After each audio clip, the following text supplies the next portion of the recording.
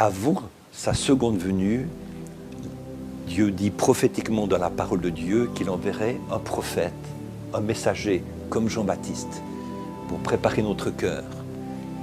Et frère Franck a dit, eh bien, ce messager, ce prophète, je l'ai rencontré. Il s'appelle William Branham. Donc là, j'avais 18 ans à peu près. Quand j'ai entendu ce nom, William Branham, j'ai dit, mais c'est le même homme dont j'ai lu le livre, mais comme évangéliste. Et maintenant, ce serviteur de Dieu me dit qu'il n'est pas qu'un évangéliste, il est maintenant le prophète qui devait venir à la fin des temps. Donc, à cause de la préparation que j'avais eue du ministère de Frère Branham comme évangéliste, je n'ai pas eu d'inquiétude ou disons de rejet, parce que beaucoup de personnes, quand on mentionne le mot prophète, tout de suite, faux prophète, c'est la première réaction.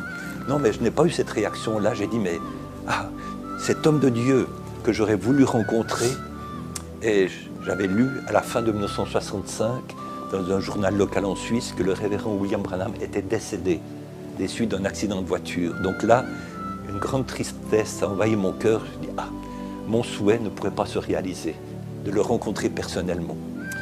Mais là, quand le frère Franck a parlé qu'il était le prophète de la fin des temps, là tout de suite j'ai dit, mais s'il est le prophète de Dieu, qu'est-ce qu'il nous a apporté de la part de Dieu? C'est ça. Voilà. Quel est son message? C'est la première question qu'on doit se poser. Voilà, tout à fait. Donc là, maintenant, au-delà des signes, des prodiges, des miracles, maintenant s'il y a un message qui suit cela, j'aimerais le connaître. Et à la fin des années 1960, c'est ça? Non, 68, voilà. À la fin des années 68, comme ça, il y avait très peu de choses en français.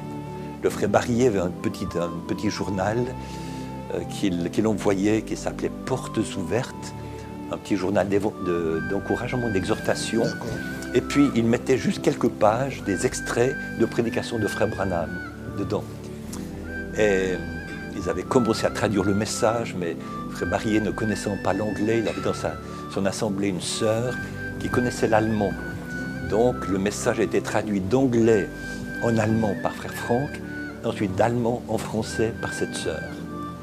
Donc ça fait tout un tour comme ça. Donc c'était les premières brochures et tout.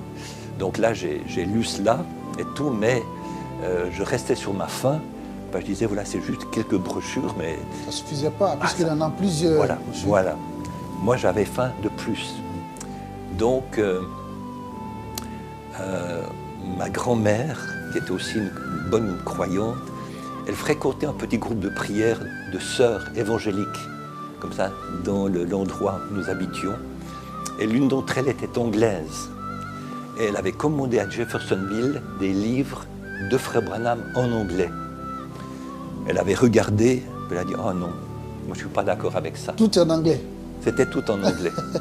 Mais j'ai pu racheter ces livres qu'elle ne voulait plus parce qu'elle n'y croyait pas.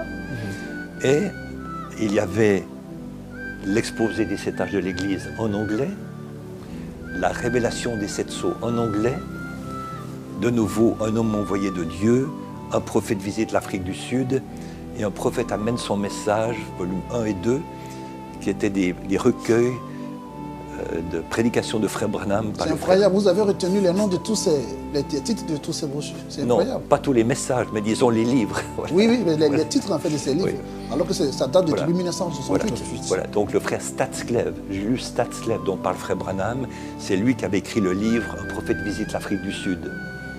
Et c'est lui qui avait aussi fait 3 petits volumes, ça s'appelle « Un prophète apporte son message », volume 1, 2, 3. Et il avait mis dedans des parties abrégées de prédication de frère Branham. Donc ce n'était pas tout le sermon, mais c'était, disons... Des citations, hein. Non, c'était l'essentiel, disons, de la prédication, un résumé, voilà. Donc c'est cela que j'ai lu. Et bon, je connaissais un petit peu l'anglais, j'aimais l'anglais, que j'avais eu à l'école, j'avais même pris des cours du soir pour me perfectionner. Mais néanmoins, l'anglais de frère Branham, comme nous savons tous, c'est autre chose. Donc là, mais j'avais faim. Donc j'avais les 7 âges de l'Église, les 7 sceaux, et là, avec ma petite connaissance de l'anglais et un dictionnaire. anglais-français et beaucoup de transpiration. Hein? C'est vrai. Pour encourager ceux qui veulent lire en anglais. Voilà. Ça n'a pas été tout seul, mais j'étais tellement affamé de connaître qu'est-ce que ce prophète a dit pour nous dans notre temps, que là j'ai passé des heures à déchiffrer ces prédications en anglais, et alors que je me nourrissais des 7 âges de l'Église et des 7 sceaux, et j'aime le dire dans mon témoignage parce que c'est la réalité, ça a provoqué 2 choses. La première chose, ça m'a secoué. Mais je dis vraiment secoué. Pourquoi? C'était comme si je me tenais devant mon juge. La parole que je lisais me jugeait. Ça faisait environ 10 ans que j'étais chrétien, depuis l'âge de 8 ans et demi que j'ai accepté Jésus comme mon Seigneur et Sauveur personnel, et tout cela. Et après, j'ai eu plusieurs expériences avec le Saint-Esprit et tout, bref, la guérison divine aussi. Mais là, en lisant ce message, ça m'a secoué comme je n'avais jamais été secoué. Pourquoi? J'ai compris que Jésus pouvait revenir d'un instant à l'autre. Et malgré le fait que j'avais confessé qu'il était mon Seigneur et Sauveur personnel, malgré le fait qu'il m'avait guéri surnaturellement dans mon corps, malgré le fait que j'avais manifesté un don spirituel, malgré le fait qu'il m'avait appelé directement au ministère.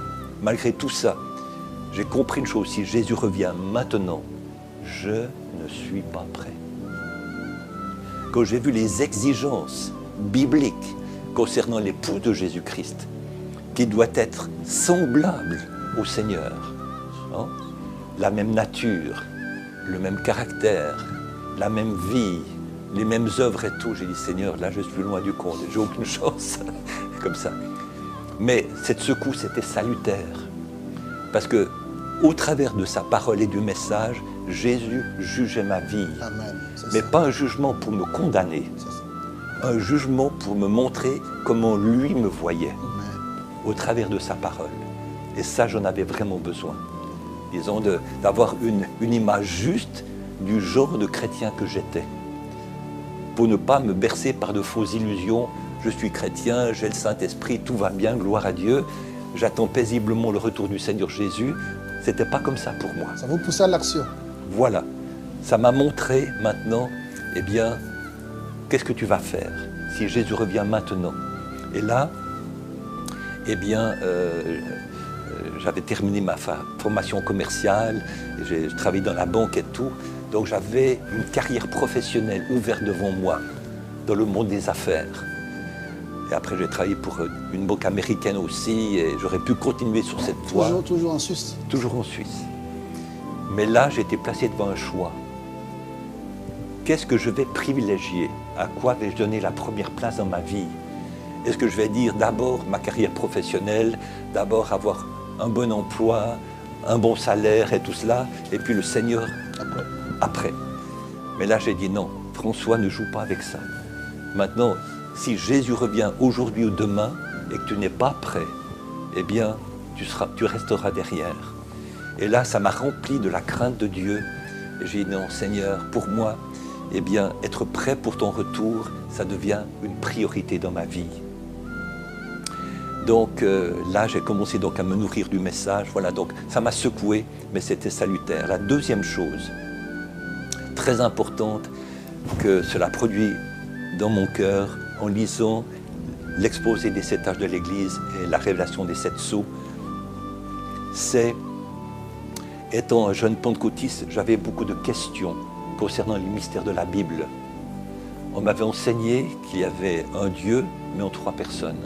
Là, vous avez été baptisé donc à l'église pentecôtiste déjà à l'âge de 18 ans, comme vous l'avez dit. 15 ans. 15 ans, oui. Et là, vous avez donc lu l'exposé des 7 âges. J'avais 18 ans, 19 ans, comme ça, oui. 19 ans. Oui. D'accord. Voilà. Donc, maintenant, je lisais la Bible depuis l'âge de 8 ans et demi. Ma maman m'a donné ma première Bible, comme ça, mais quand on m'a enseigné, voilà, il y a un Dieu, mais en 3 personnes, eh bien, ça crée un problème pour moi. Lorsque je priais, mais à qui devais-je prier? Auquel des 3? Alors, des fois, je priais Père Céleste. Hein?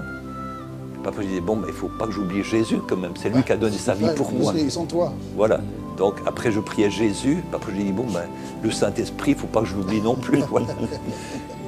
Donc quand je l'adorais, qui vais-je adorer? Bon, je vais adorer Dieu le Père, Jésus, le Saint-Esprit. Donc voilà, je me suis aussi dit, mais si un jour j'arrive au ciel, combien verrai-je?